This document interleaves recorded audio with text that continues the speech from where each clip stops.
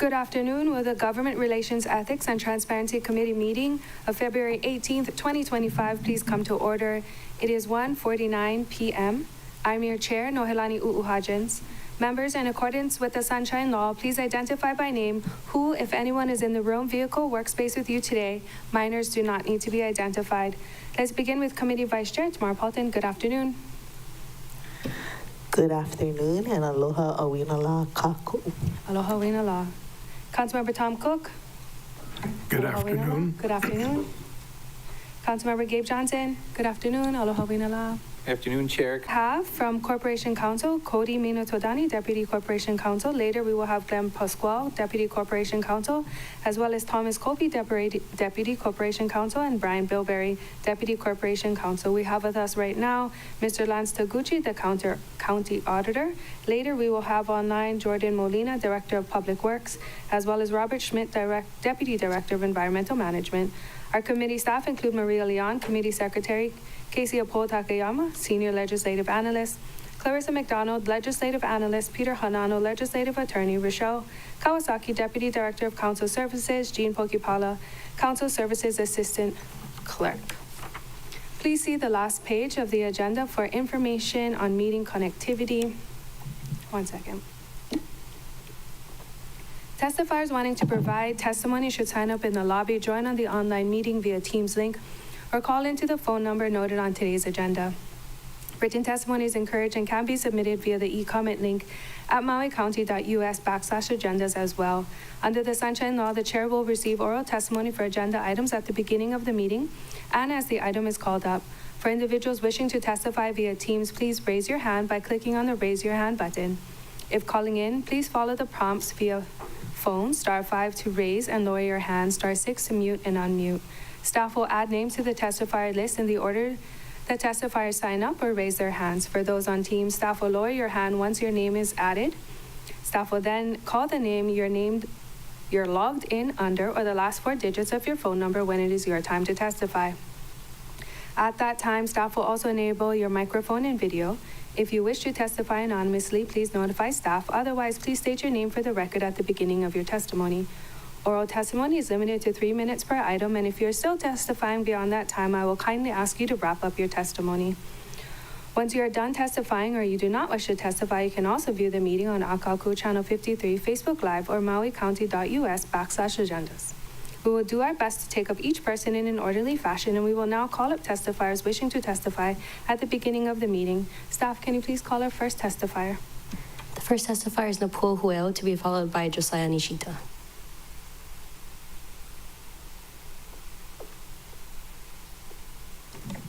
Aloha, Ms. Huel. Aloha.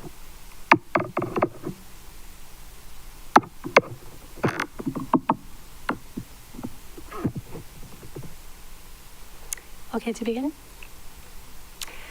Aloha, Council. My name is Napua Huel. I am the Administrator for Hana Highway Regulation, and I am testifying on Resolution 2490 in support of reappointing Lance Taguchi as the County Auditor. According to the County Auditor webpage, one of the missions of the County Auditor is to increase government transparency for the purpose of bringing a higher quality of life to the citizens of Maui County.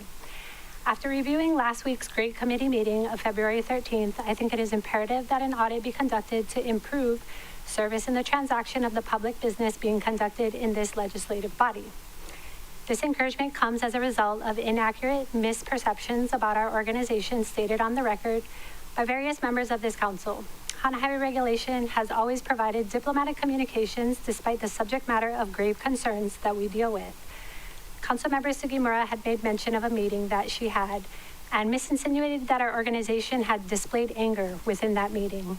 It was also shocking to me that the Councilmember Sugimura could barely articulate the name of our organization, as we were personally invited by her office to serve as a panelist on the Transportation and Infrastructure Committee meeting of June 24th, 2021, which has and fatalities.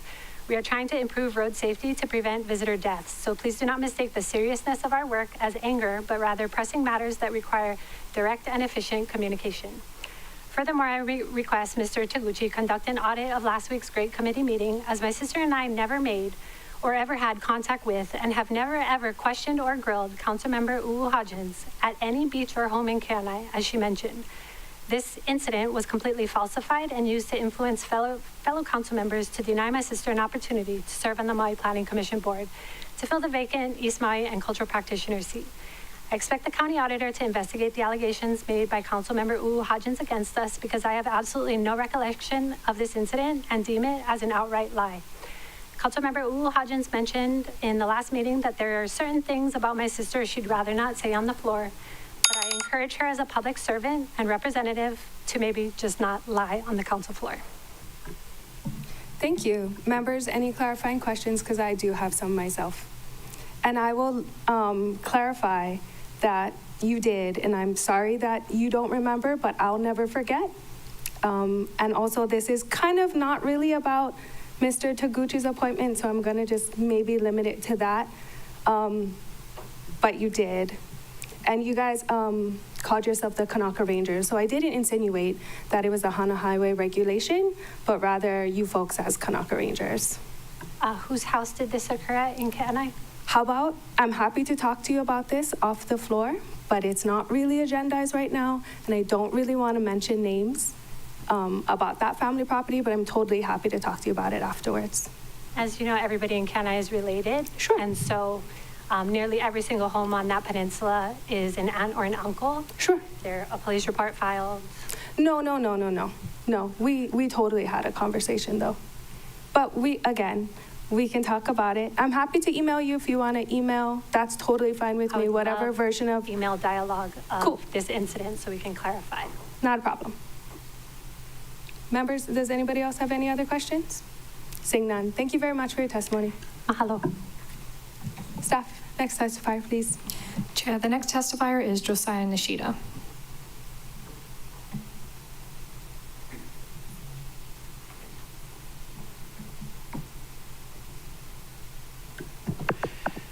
Aloha Chair, aloha council members. Thank you for allowing me to be here today.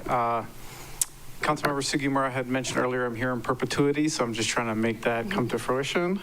Yay. I'm here to testify in support. My name is Josiah Nishida, Managing Director with the County of Maui. Today I'm testifying before you in my personal capacity.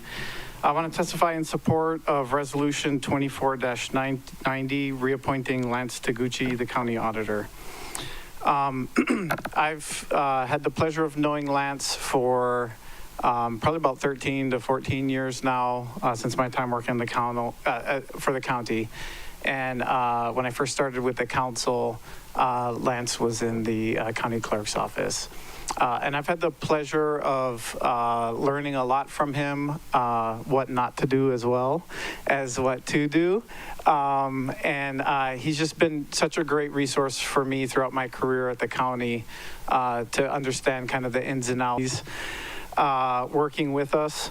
But I do feel that him and his team are in the right place at the right time for this moment, and appreciate the council taking this up in advance of that. As you know, I'm sure as people are planning out what needs to happen and what to do, we do need to, both from the admin side as well as council, giving people with enough advance notice so that we can make sure that they can plan their professional lives appropriately. And Lance has always come from a place of just trying to really better our county and better our residents' life overall. And that's, to me, that's really all I can ask for. In our county public servants, as well as from our auditor. It's less about the gotcha, and it's more about really making steps forward to take action to help out our residents and their quality of life. And that's what I've just really appreciated from his audits, from our time together, as I've gotten to know him professionally and personally. I'm sure there's going to be audits in the future about me and things I should do better, or span of control or management issues or anything that I can learn from, and I'm happy to do so. And I know that Lance is coming from a great place, all in the sake of trying to better our residents, and that's what we're all here for. So appreciate allowing me the opportunity to speak in support of that, and happy to answer any questions if needed. Thank you. Thank you. Members, go ahead. Member Paulton. Thank you, Chair. Thank you, Mr. Nishita, for your testimony. I just was wondering if you could clarify what things you learned not to do. I don't think we have enough time for all of that because there's been a lot of things I learned. No, but I think especially in navigating a lot of difficult challenges, with the public, with the state legislature, with the council, with the mayor, with other elected bodies or agencies that we have to work with, having the institutional knowledge of things that have happened in the past. Ken Fukuoka was also a great resource there for me as well. And I liken it to that matter too, where, they can, because of so much knowledge and experience that they built up over the years, can help foresee some of the things and challenges we might expect. And, can discuss ways in which things have worked or not worked in the past, and we can learn from that. And that's all we're trying to do, is not reinvent the wheel and try to always take positive steps forward. So I've always appreciated that. Thank you. Thank you, Member Paulton. Members, any other clarifying questions?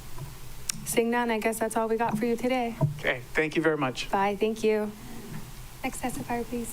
Chair, there's currently no one else who has signed up to testify. Would you like me to do a last call? Please.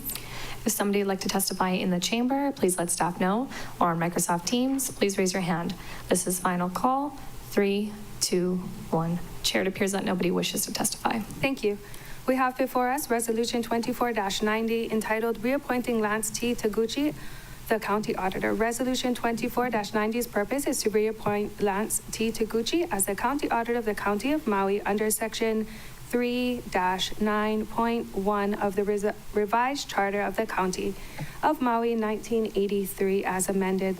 The reappointment would be effective July 1st, 2025 for a term ending June 30th, 2031 unless terminated earlier. Now at this time, I'm going to please ask our current auditor for any opening statements. Thank you, Chair.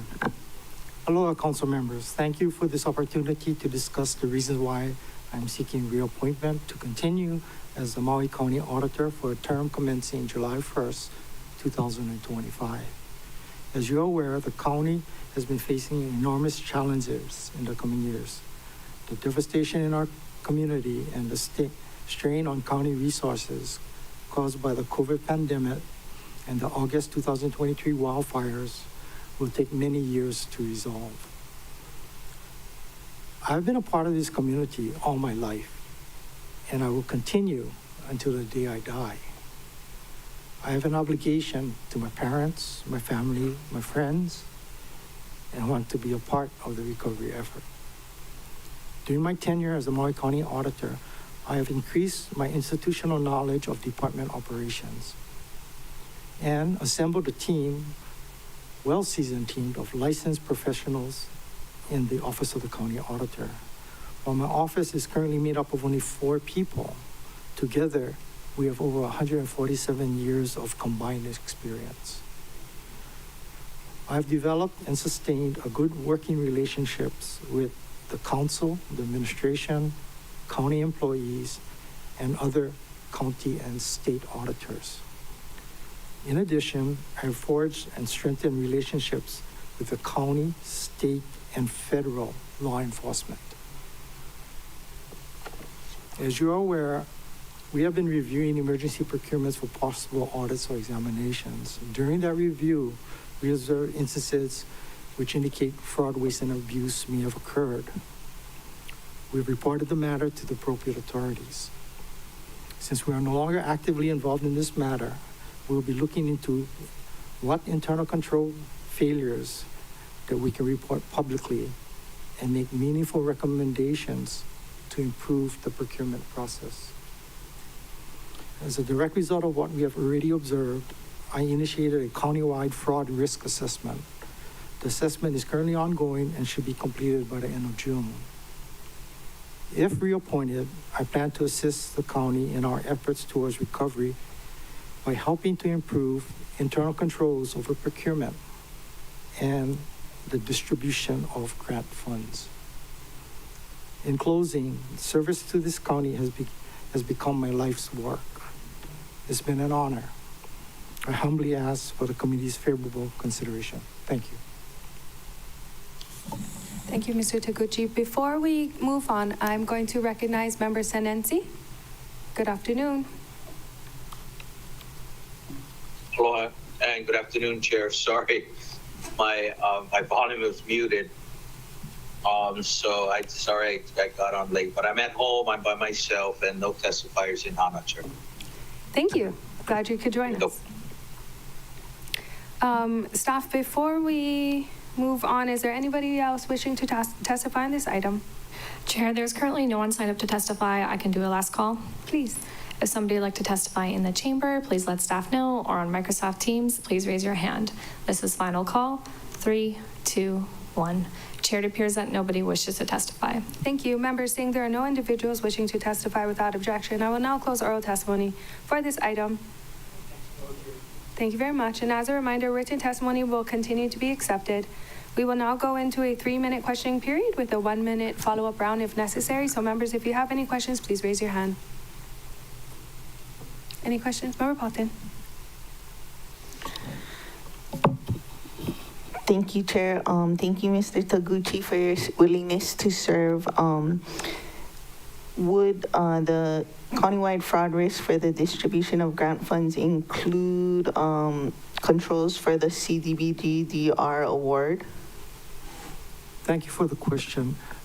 The countywide fraud risk assessment is basically a high-level review of where the risks are. Once we locate and identify where the risks are, we would move into specific areas where we believe we can be of the most help. You know, part of this is to strengthen the controls that we have. And if you consider all the different areas that we may discover, I think that considering the past events over the last so many years, I think it benefits us to understand going forward, especially when we have so much money coming into this county, so much expenditures that we'll be having to make, whether they be with grant funds or bond money or county dollars. There's a whole lot of expenditures got to be made. And the administration, you know, is going to try their best to achieve projects, and they're shorthanded. So hopefully, you know, by looking at this, we can help them strengthen some of those internal controls. And then I guess, like, you know, like you said, with the recent history or before our time kind of history, I would identify sole source contracts as a pretty high fraud risk, just based on experience, I guess. So then would you, because I think legislation to try and curb that, or it could be an internal policy, is at the state level to change legislation. How would it be like an internal policy for us if state legislation on sole source contracts doesn't change? Thank you for the question. The state legislation provides an overall, like an umbrella of things that you have to follow. I think the county, through its code or even through administrative rules, can improve some of the controls. I think that prior to this, when we were, during the COVID pandemic, it was very difficult to come in and place those types of controls because it was such an emergency. You know, people were dying. We had to get PP&E. So a lot of the emergency procurements, the controls are lessened because of the immediate need to get things done. But now we're at a time where I think we can take a look back at some of those things and see what we could have done to make it easier and better, both in terms of expediting as well as controlling the expenditures. I heard the bell, but I was thinking of DEM, not COVID, but I'll come around another round. Will do. Member Johnson, you have questions? Yes, thank you, Chair. Good morning, or good afternoon, Mr. Taguchi, and thank you for your willingness to serve. You mentioned something in the beginning that made me really kind of reflect on some of the things that have been happening to our community the past couple of years. You know, COVID, and followed up right at the fire right after. So the procurement process during COVID, I assume, had problems. And it sounded like in your opening remarks that there was problems involved in that procurement process. Moving forward to the fire, have we fixed those problems? Are we setting ourselves up again for fraud and abuse? I just was watching the guy from the defense contractor going to jail because he was abusing COVID money. I would hate years down the line, we have this fire money and people were abusing and abusing it. Have we learned the lesson of COVID? Is it a transferable lesson? Thank you for the question. At the time of the pandemic as well as the fire, the governor and the mayor had proclamations to lessen the controls. And I can understand why, because you had to get goods and services out to the Right. people that were suffering.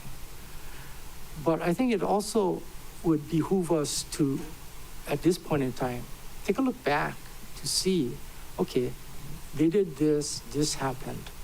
Was there a way that we could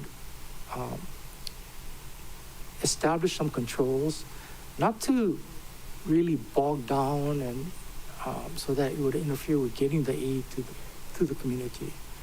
But if there's certain things that can be done, then, you know, we should take a look at it. And that's what I hope to do, to understand that.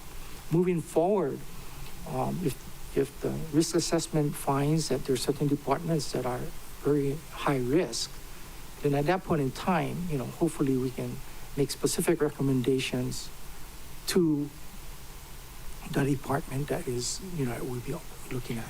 Okay, before my time's up, I want to speak on those recommendations. You recommend to the departments. Is it your capacity to recommend to this body? Like legislation changes, for example? The short answer is yes. Okay.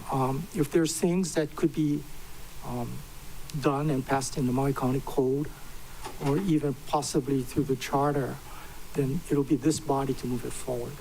That's a conversation I'd love to continue with you once you're approved. Thank you. Thank you. Thank you, Chair. Of course, thank you, Member Johnson. Member Sukimura. Thank you. Nice to see you here.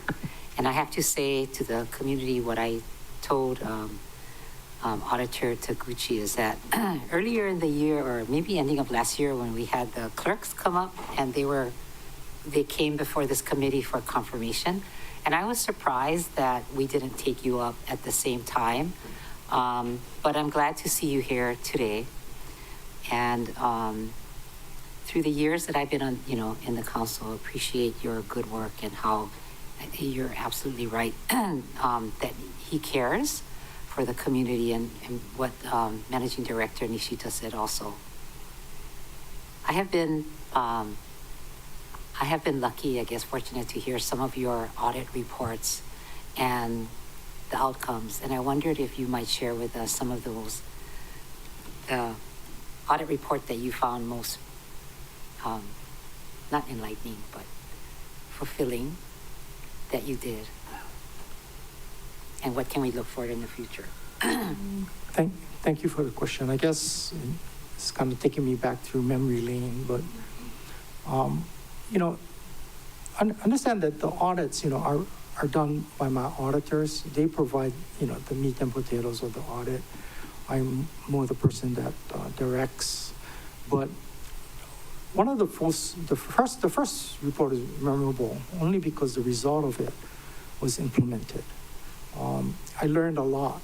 I learned about how the public looks at things, what they latch onto, and how sometimes I need to really focus on the recommendations in the report. And that report was the audit of the Treasury. I think the finding that everyone latched onto was that the county missed out on $21 million of interest. And that became a point of contention. But the solution, in my mind, was the most important part of the audit. And the solution was to send the money that we appropriate for the EUTF in the beginning of the year, because we had the money. That money, on average, earned around 10% during the last 5 years. And that's how we lost the opportunity to earn $21 million of interest. And even during the audit, I think the administration moved forward and sent the money. And they've been sending it early ever since, and that saves the county. That allows the county to earn a lot of interest, which we can apply against the obligations that we owe our retirees. So to me, that was the most successful. I had contentious audits too, but I try to forget those.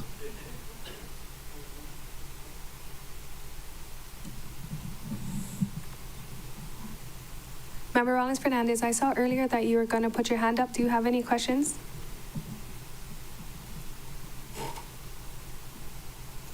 I did, but I didn't write it down, and I forgot right now. Okay, But I'll ask in a little bit. sounds good. Members, does anybody else have any other questions? I don't have any questions for right now because in the working of trying to put things on, I had the great pleasure of speaking to our auditor several times, where I have no doubt he will continue to do the great work he continues to do. But I'm just trying to stall some time so Member Rollins Fernandez can remember her question. Okay, Member Rollins Fernandez.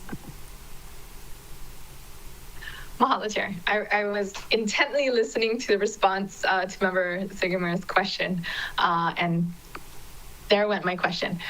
It was actually dovetailing off of Member Johnson's question about tightening up safeguards, like putting in safeguards to prevent fraud and abuse.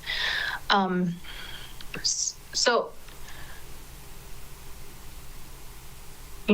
transparency, as we heard in testimony, and I love that we have a county auditor.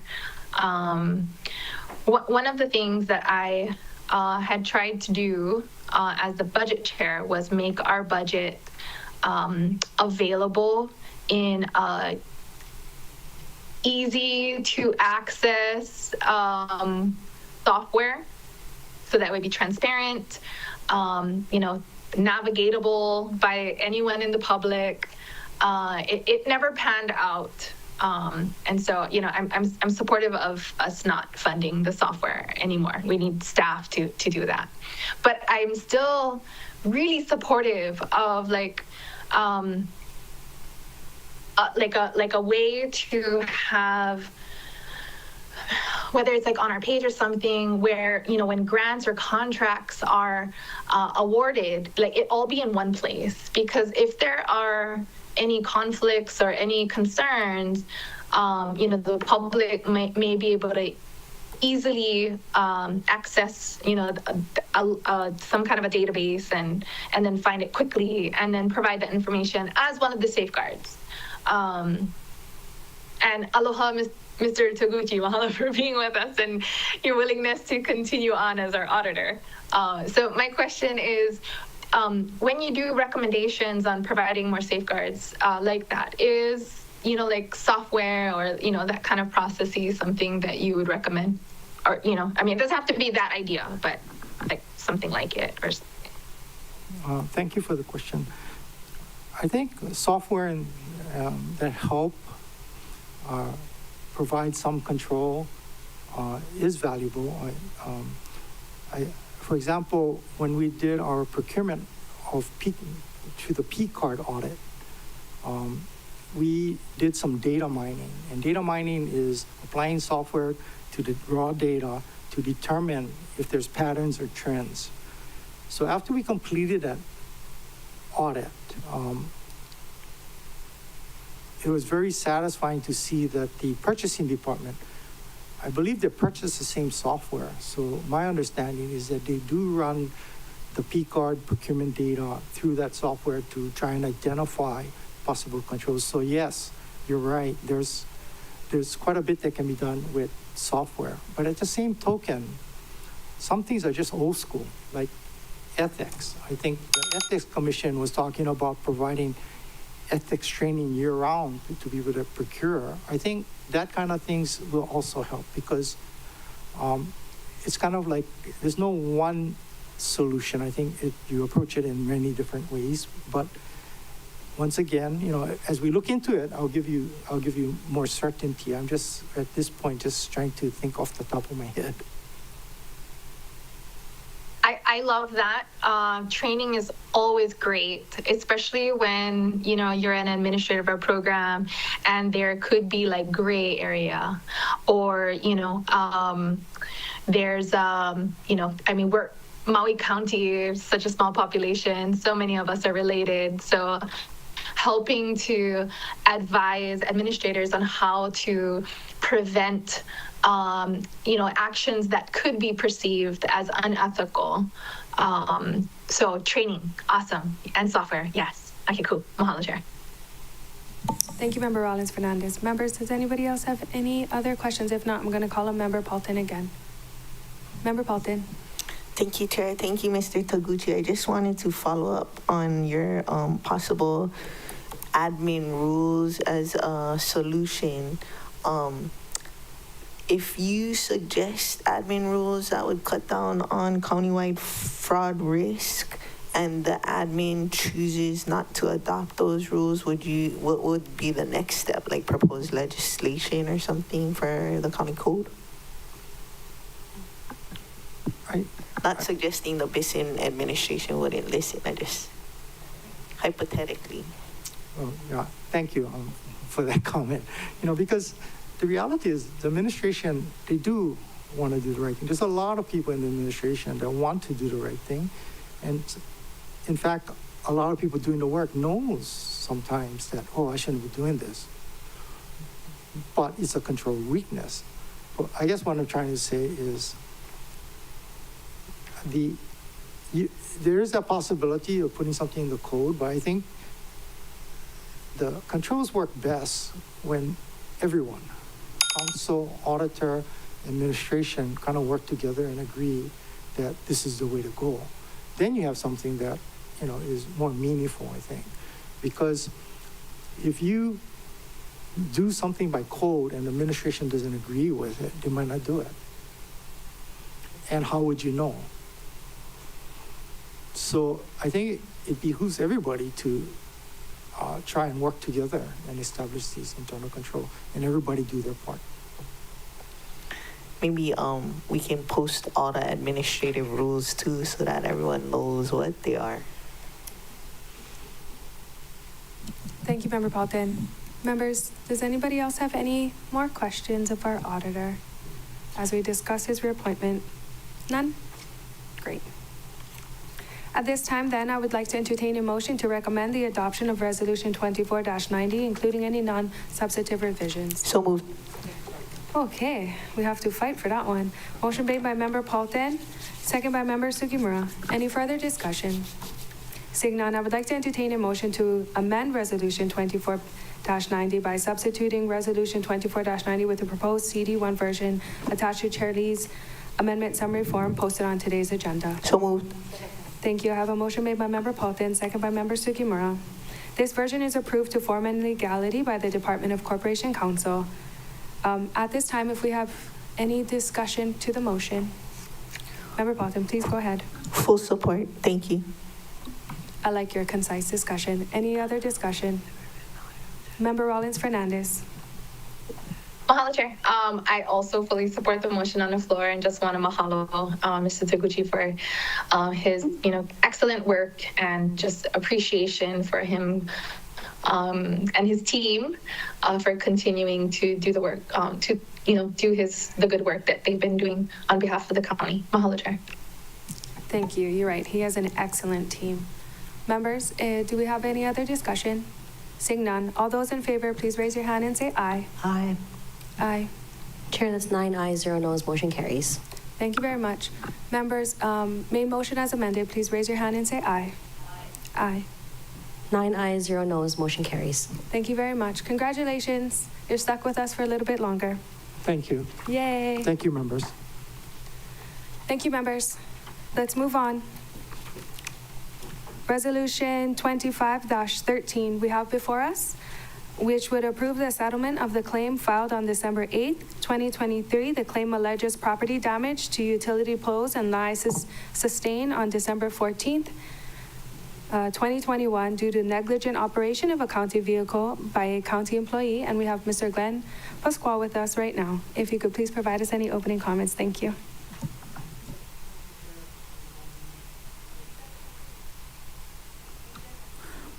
Thank you, Chair Hodgins, Vice Chair Paulton, and members of the great committee. This matter involves a lawsuit that was filed by Hawaiian Telcom for property damage arising from an incident that occurred on December 14, 2021 on Hana Highway about 0.4 miles south of milepost 48. A county public works employee, Abraham Park, was operating a County of Maui truck that was pulling a trailer with a backhoe loaded on top of it. He was taking the backhoe to Kanaio in order to clean mud off the road. While pulling to the side of the road to let an oncoming Northern Power Lines truck to pass, the back end of the backhoe snagged the utility lines above the road and yanked the lines down across the road, causing a telephone pole to come down. As a result of the incident, plaintiff Hawaiian Telcom had to perform emergency work to repair the damage that was caused, including replacing and splicing cables and the replacement of the pole. Hawaiian Telcom is claiming $111,127.45 in damages, representing the amount of the repair costs.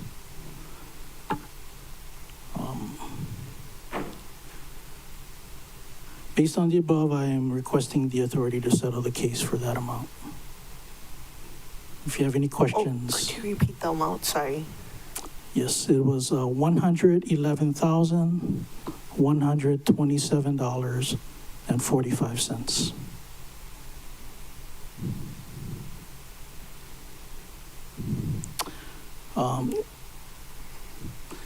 If you would like to discuss this further, we could go into executive session, but that's the amount that I'm requesting.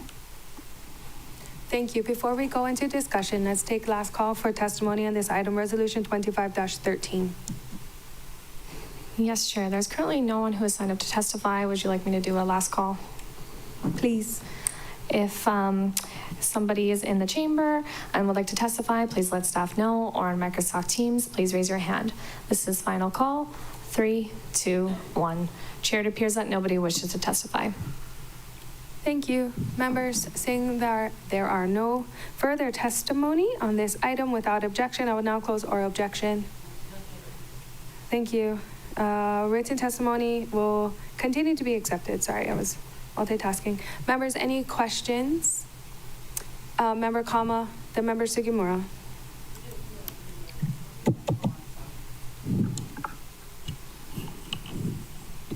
In the summary and complaint files, it's on page 4, it says $111,000, 127. Doesn't have the 45 cents. Does it matter? What I did was I went ahead and asked for the invoice, to show proof of what they paid, and it actually did have 45 cents on there. Okay, so. But the complaint also says $111,127 or an amount to be proven at trial. So technically there is some wiggle room there for the amount that can be paid, but. So if we don't go to trial, we're not going to pay the 45 cents? Yeah, essentially, yeah. I wouldn't recommend going to trial over that amount, though. Yeah, for 45 cents. Yeah. Okay, that was my question. Thank you, Chair. Thank you, Member Kama. Member Sugimura, followed by Member Paulton. Yeah, thank you. Pretty open and clear, the case. So I don't see a need for executive session, or is there more that we need to find out that you haven't told us yet? Unless a question comes up that might require executive session, I don't think there is actually a need for executive session. I agree with you. Yeah, It's pretty straightforward. pretty straightforward. Okay, thank you. Of course, Member Paulton. Thank you, Chair. I just want a disclaimer that, like, you know, it's a little bit triggering in light of everything, but then I realize, you know, it's telecom, not HECO or whatever, but still yet they were a party to the settlement. Is there any room for, you know, all the wires that we see all over the place, like in a big bird's nest as you go out to the west side? Not all of that is electrical lines, you know. I think telecom, like, okay, we made a mistake. We brought down your thing. What about all your rubbish, you know, the bird's nest lines all across the place? Are you going to make any effort to pick that up? Can we condition this thing? Because all the time people get triggered by that too. And it's like, okay, you know, we're at fault, but are you guys going to clean up your mess too? Yeah, that's a good question. Thank you for that question, Councilmember Paulton. Yeah, I'm not sure whether this, you know, to be honest with you, I'm not sure whether this lawsuit would be the right vehicle to kind of bring that issue up. This was out in Hana and not on Lahaina. I think everything's green out in Hana. But no, but I mean, not to diminish the points that you made. Maybe if you see them, you can just mention, like, you know, triggering bird's nest of wires all over. Yeah, Even I mean, if they're not live wires. Yeah, it makes people upset. Yeah, in fact, I think, yeah, I can mention that to the attorney as a reminder. Thank you. You're welcome. Appreciate it. Thank you, Chair. Thank you, Member Paulton. Member Johnson, followed by Member Senenzi. Thank you, Chair. Does Corporation Council keep a tally on how many utility lines we damage? We always work around them, right? I'm always seeing public work. This is not our first rodeo with this type of lawsuit. Yeah. Are we following that at all? I am not aware of any dedicated effort or what do you call it, accumulation of these types of cases at this time, but I can find out for you. I mean, this case seems so similar, and we seem to have these types of cases often, and so just something to consider. Thank you. I will look into that. Of course. Thank you, Member Johnson. Member Senenzi.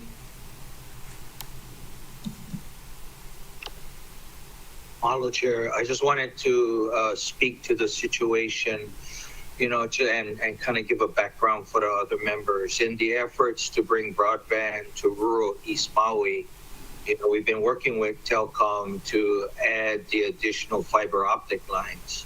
And so these fiber optic lines are like 3 times as much lines, as well as three huge fiber optic lines. So in that vein, and we saw it in this last weather event where the poles that are coming, and they want to go ahead and bring it, you know, put in another 200 poles from Ulupalapua. But currently, they're adding these huge lines onto these small posts. So when we did some of those posts snapped in this last weather event, and so you just had a pole hanging with these fiber optic lines just crossing. If you go, they're just crossing, and they're well below.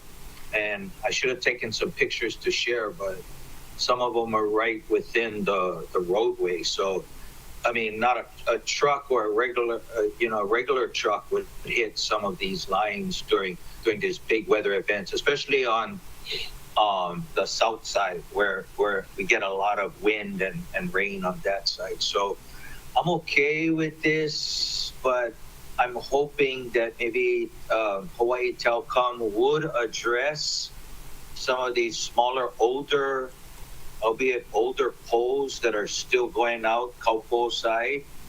And so when you're adding that much weight and line to these smaller poles, so a big wind event is just going to snap the bottom, which it did last week or 2 weeks ago. So I'm hoping that, you know, if we settle, that they address or maybe reassess by adding all these extra lines for broadband, that you're also beefing up these, because we've had kind of sagging for months over the Christmas holiday. Thank you, Chair. Is there anything you would like to add before I call Member Rollins Fernandez? Mr. Pascual. No. Thank you, Member Sinensi, for those points. That's something that I can address with the attorney as well, but also I can check with, Public Works as well in terms of trying to see what kinds of rules or enforcements could be applied to these low-lying cables. Thank you. Member Rollins Fernandez, you had a question. I did. Following up on Member Sinensi's comments, because same thing on Molokai. So the logical follow-up then is, did the county make sure that the lines that were snagged were at or above the level that it's regulated to be? And I don't know what the regulations are, but on Molokai, we have lines that are on the ground or on the cliffside. And so that's one question is, did our county investigator ensure that the lines that were snagged in Hana were actually at the level that it's regulated to be? And then the next question is, who does that regulation? Is it the PUC? Who makes sure that they clean up their mess that Member Paulton is speaking of? Is that PUC? So I think it would be good for us to find out who the enforcement arm to ensure that these regulations are being followed. Thank you for your question or your comments. There was no indication that the lines were low-lying. But actually, at this point, I would like to request an executive session to discuss this matter because it may involve some issues that I need to discuss. But this is an ongoing litigation, so I may need to request an executive session.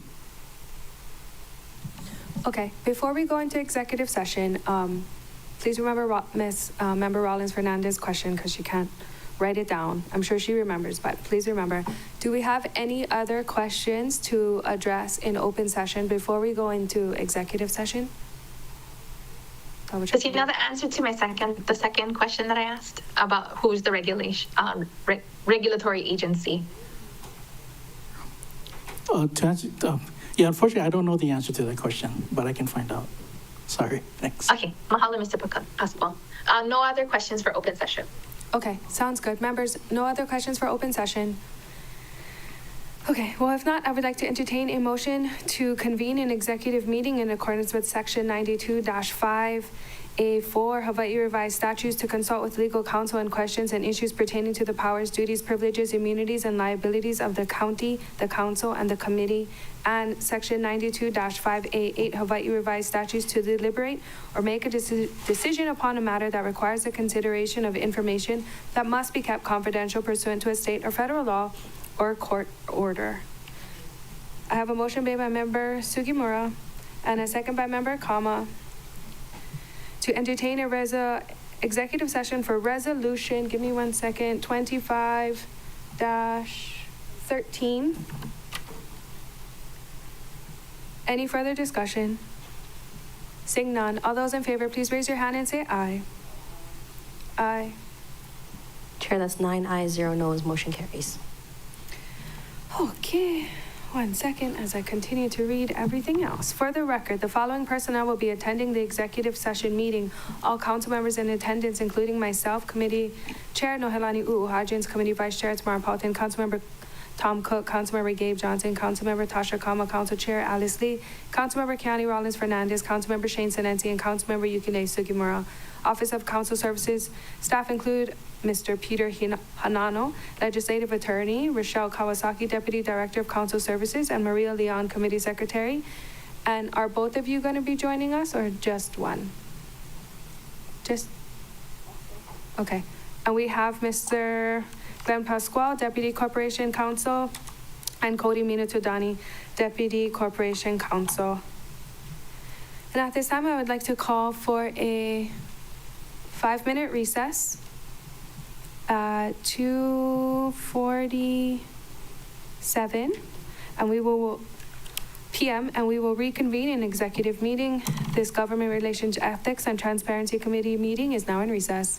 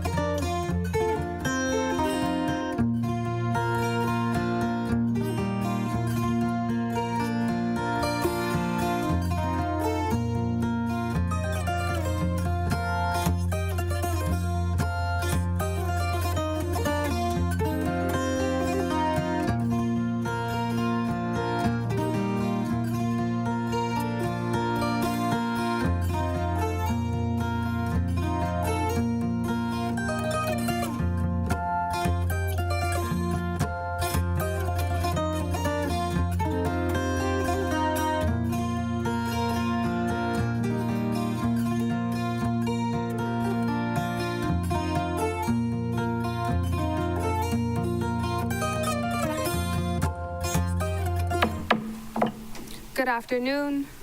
Will the Great Committee please reconvene? It is 3:30 p.m.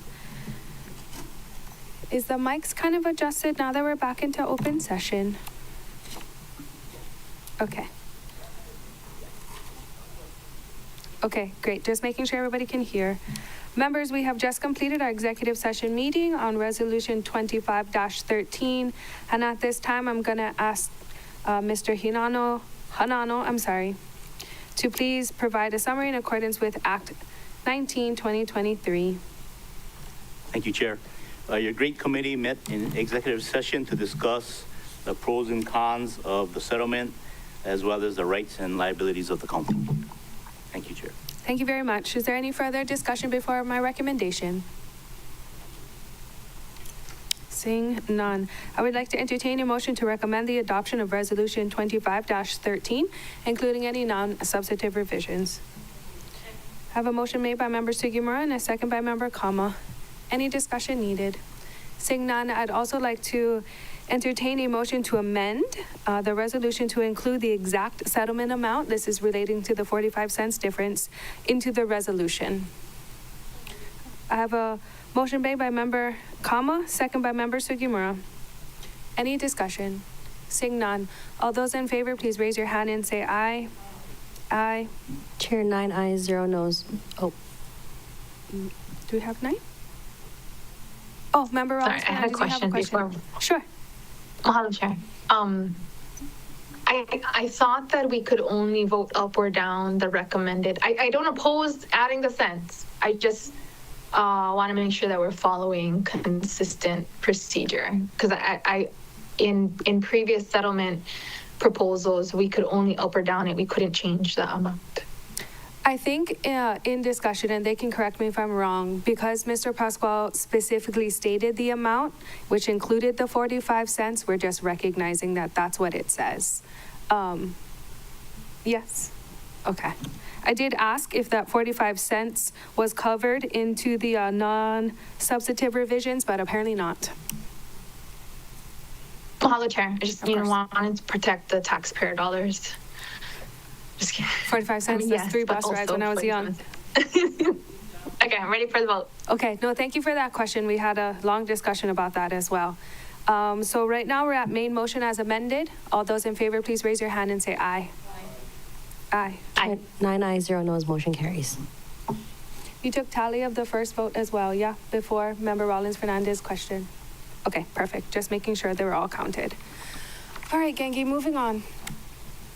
Thank you so much, Mr. Pasqua.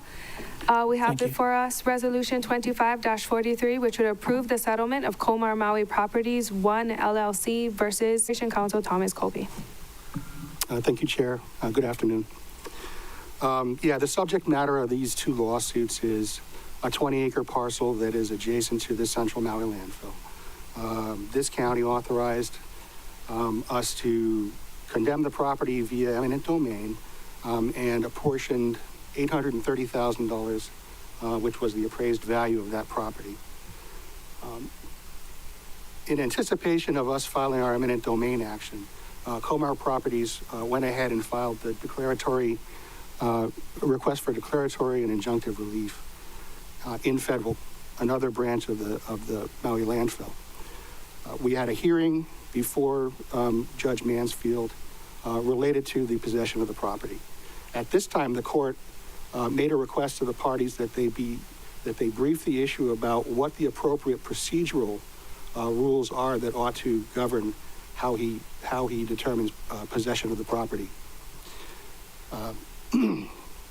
This involves something called the Erie Doctrine, which says, in essence, that the federal courts, when they're acting in diversity, should apply substantive state land law to try to get a price for the fee simple purchase of the property.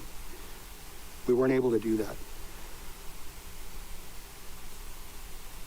After a bit of discovery, it became apparent to us that because the litigation was likely to be a lengthy process in order for us to actually get possession, we looked at other properties in the area, and I won't get into all the details of that.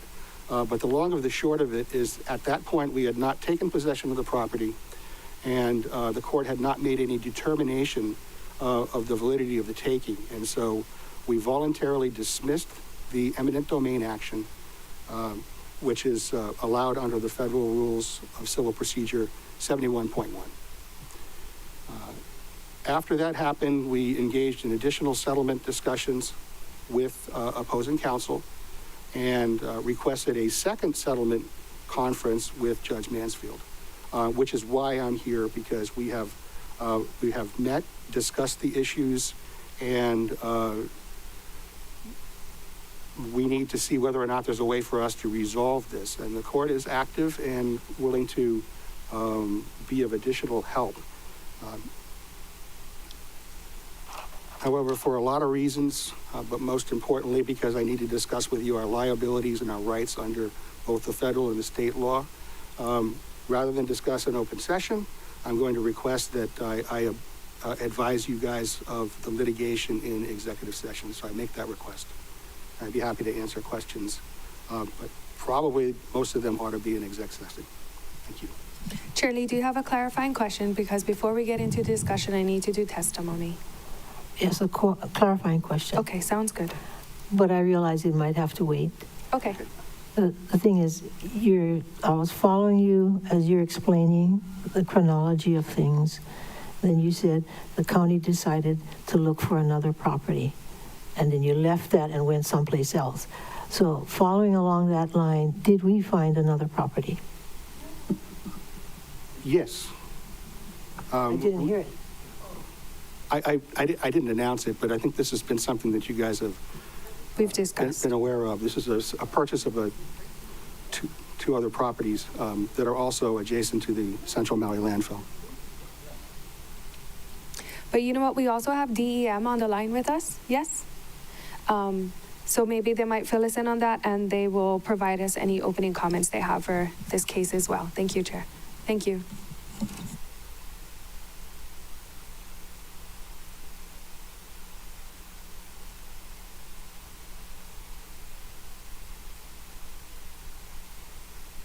I think you folks need to just unmute on your end, Mr. Schmidt.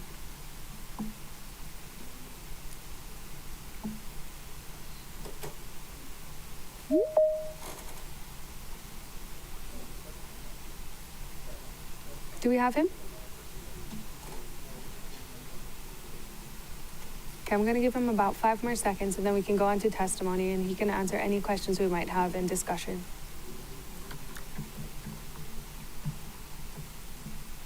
Okay. Staff, do we have any testifiers related to this resolution 25-43? Chair, we don't have any testifiers signed up, but I do see somebody approaching the podium. All right.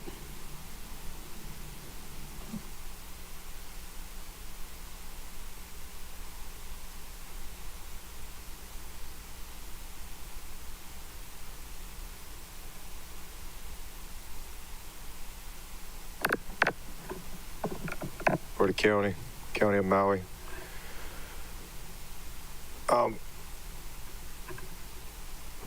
Councilmember Paulton said something earlier about having a foot in the Kingdom of Hawaii and the other foot in the United States, and this kind of reminds me of that.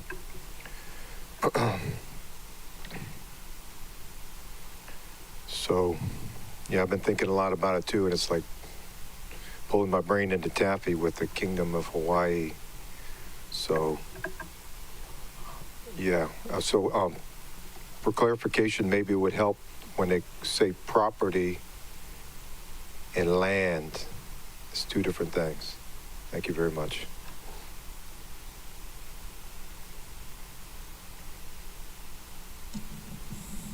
Any clarifying questions?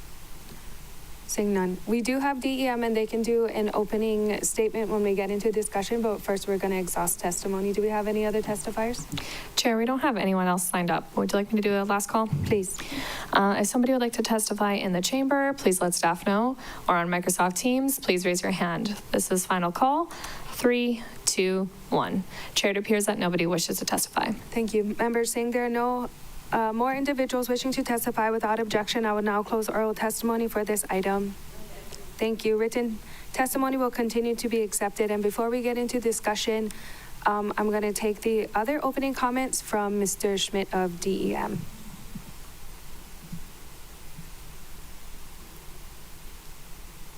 Aloha. Thank you, Chair. Aloha, council members. Really, my only opening statement is support of this resolution. Mr. Colby explained really well kind of the background and the history. This isn't where we were hoping to end up, but it's where we're at. And so I support the resolution today. Thank you. Thank you. Members, we don't need clarifying questions for this one, but any discussion, please raise your hand. We have 3 minutes with a 1-minute follow-up. I will remind you, we have about 45 minutes in this meeting, and we can figure out what we need to do with the other agenda item if necessary, but please ask your questions. Do we need to go straight into executive session? Okay. Okay, let's do that then. At this time, I would like to entertain a motion to convene an executive session in accordance with Section 92-5A4 Hawaii Revised Statutes to consult with legal counsel on questions and issues pertaining to the powers, duties, privileges, immunities, and liability of the county, the council, and this committee, and Section 92-5A8 Hawaii Revised Statutes to deliberate or make a decision upon a matter that requires the consideration of information that must be kept confidential pursuant to a state or federal law or court order. Do I have a motion? So moved. Have a motion made by Chair Lee, second by Member Sugimura. Any further discussion? All those in favor, please raise your hand and say aye. Aye. Aye.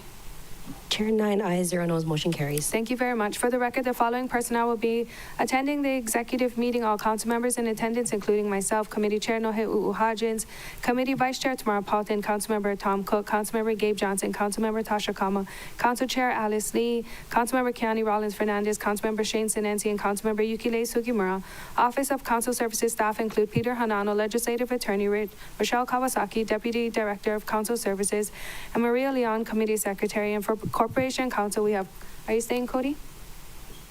Cody Miratudani, Deputy Corporation Counsel, and Deputy Corporation Counsel Thomas Colby. Yes? Yeah, that's correct. And if I could have as a resource, Mr. Schmidt as well. Please, and Mr. Schmidt. At this time, I'm going to take a 5-minute recess. It is 3:45, so 3:50. At this time, I'm going to take a 5-minute recess, and we reconvene in executive session.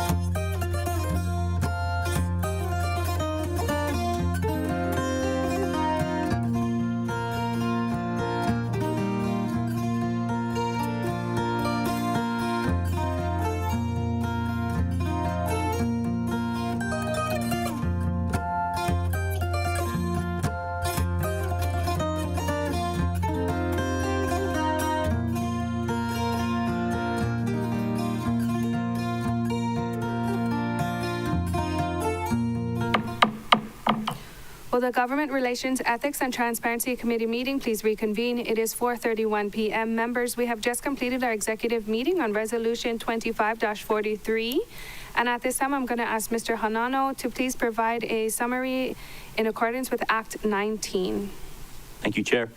Your great committee met in executive session to discuss settlement efforts, the pros and cons of those settlement efforts, as well as the rights and liabilities of the county.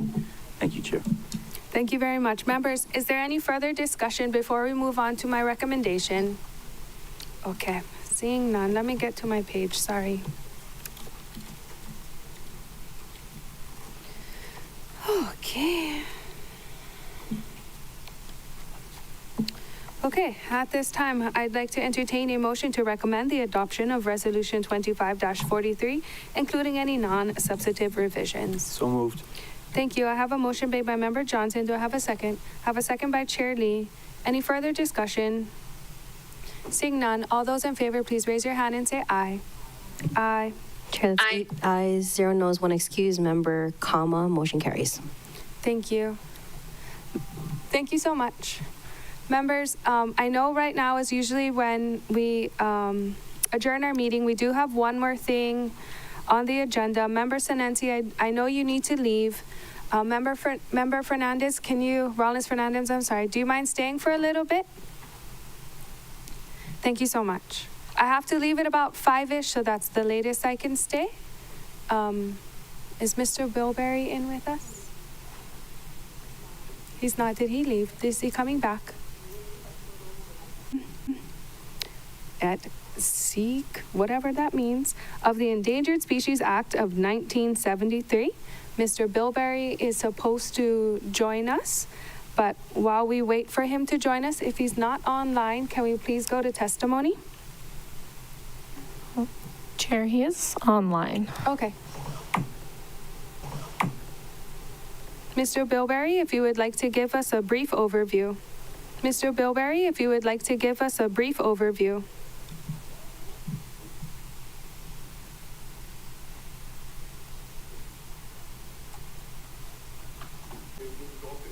Oh, well, perfect timing because we've been waiting for you. If you would like to sit down and give us a really quick overview, I would appreciate it. As long as we get done by about 5-ish. We will try our best. Would you like to sit down and turn on your mic? Yes. What are the chances of getting it on for Okay, she's gonna look at it right now. species of Hawaiian seabird? Again, the case was filed in federal court on November 19th, 2024. And just for the committee's information, it's filed pursuant to 16 USC sections 1531X Sec, and that's the Endangered Species Act. And just for definitional purposes, the term take, which is what the allegations allege streetlights are doing to Hawaii's becoming airborne, and are susceptible to predation, starvation, dehydration, or vehicle strikes. The allegations in the complaint say that researchers have documented scores of unauthorized takes of Endangered Species Act listed seabirds in Maui County from fallout that, quote, likely resulted from attraction to streetlights. The relief being prayed for in the complaint is for Maui County to commit to applying for a federal take permit, which is no easy task. There's also No. Okay. Quite often with takes, some of the counters to a taking is the mitigation. So in the federal permit that they're asking us, is that where we would have a mitigation part of this, or is that going to be A later mitigation down? can be separate.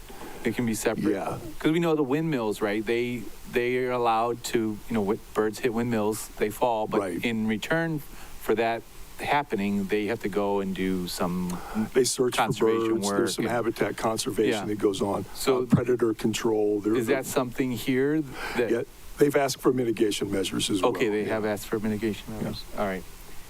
That was where I was going. Thank you, Chair. Sure. Of course. Thank you, Member Johnson. Member Paulton.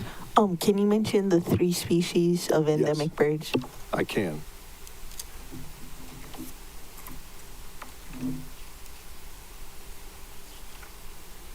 And like, is there like documentation of them being negatively affected, like circling the lights videos and stuff? Yeah, that's something we can discuss further in executive session, but I can tell you in open session that the evidence is wanting. And another thing to consider is Maui County streetlights are somewhat of an indistinguishable part of the overall built-up human environment, architectural environment, and artificially lit topography. And is this same suit going against City and County of Honolulu and You would think so, but no. Oh. Yeah. Kauai is dealing with similar issues, and I was going to talk about that a little bit in executive session.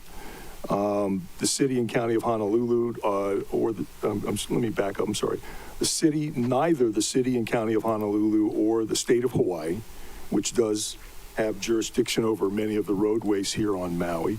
I think there are at least, more than 36 roads that the state has jurisdiction over, including the major highways that run around the coast. They have not been made a party to this lawsuit. We can discuss that further in executive session. Sounds like we pissed someone off. I would, no, I don't think that's it at all. I think this is, I think somebody saw an opportunity here, okay? So the 3 species of bird are the ua'u, which is the Hawaiian petrel, the a'o, which is the Newell shearwater, and the ake, which is the band rump storm petrel. Is that AO or AEO? AO. Okay, thank you. And I have some just photographs of them in the presentation I'll show you in executive session. Members, any other questions in open session before we move over to executive session? Member Johnson, please go ahead. Well, if we have to go, do you want to wait for executive session, or do you want to do this right now? Because he has a presentation, he said. He does. I was just texting my husband, making sure they're okay. I'm okay to go if you guys are okay to stay. I don't want to keep you guys too late. Okay. I could probably get through it. I'll move quickly. Okay. Try to get you out of here ASAP. Yeah. We do have another day that we can host this conversation as well, and if we need to. Okay. Yeah. Yeah, I mean, if we get started today, I'll try to finish. Okay. Yeah. Thank you. Members, any other questions in open sesh? All right, at this time then, I would like to entertain a motion to convene an executive meeting in accordance with Section 92-5A4 Hawaii Revised Statutes to consult with legal counsel on questions and issues pertaining to the powers, duties, privileges, immunities, and liability of the county, the council, and the committee. And Section 92-5A8 Hawaii Revised Statutes to deliberate or make a decision upon a matter that requires the consideration of information that must be kept confidential pursuant to state or federal law or court order. Do I have a motion? Thank you. I have a motion made by Chair Lee and a second by Member Kama. Any further discussion? Seeing none, all those in favor, please raise your hand and say aye. Aye. Chair, that's 8 ayes, 0 noes, 1 excuse. Member Sinensi, motion carries. Okay. 1 second. Okay. For the record, all the following personnel will be attending the executive meeting. All council members in attendance, including myself, Committee Chair Nohelani U'uhajins, Committee Vice Chair Tamar Paulton, Councilmember Tom Cook, Councilmember Gabe Johnson, Councilmember Kama has returned, Council Chair Alice Lee, Councilmember Keani Rollins Fernandez, Councilmember Shane Sinensi is no longer with us at the time, and Councilmember Yukile Sugimura. Office of Council Services staff include Peter Hanano, Legislative Attorney, Rochelle Kawasaki, Deputy Director of Council Services, and Maria Leon, Committee Secretary. Are you going to stay with us? Okay. From Corporation Counsel, we have Deputy Corporation Counsel Brian Bilberry. Anybody else going to join from your end? and Director Molina, Director of Public Works, will be joining us as well. At this time, I'm going to take a 3-minute recess to 4:48, and I will see you guys in executive meeting. Don't move, don't breathe, in case we move you over. See you guys soon.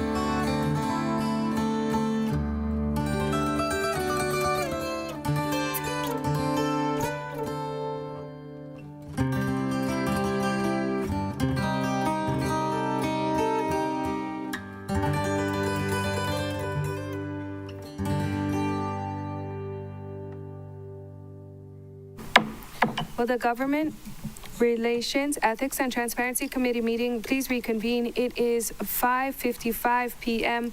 Members, we have just completed our executive session meeting on Resolution 25-46, and at this time, I'm going to refer to Mr.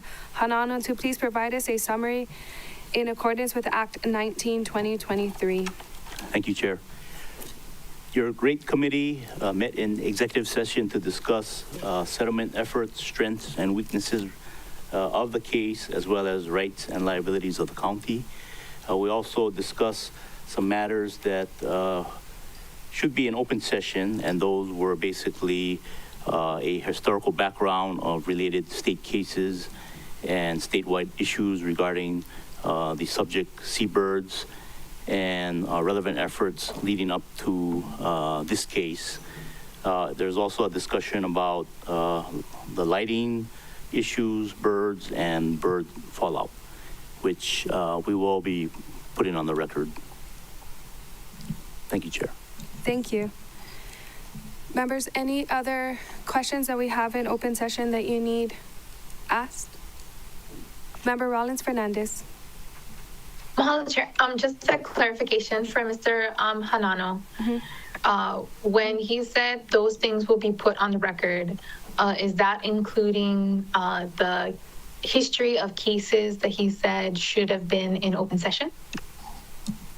I will let him answer that. Please do. Yes, that's correct, Member Rollins Fernandez. We will be going through the slides and determining which ones should be part of the open record and putting those on the record.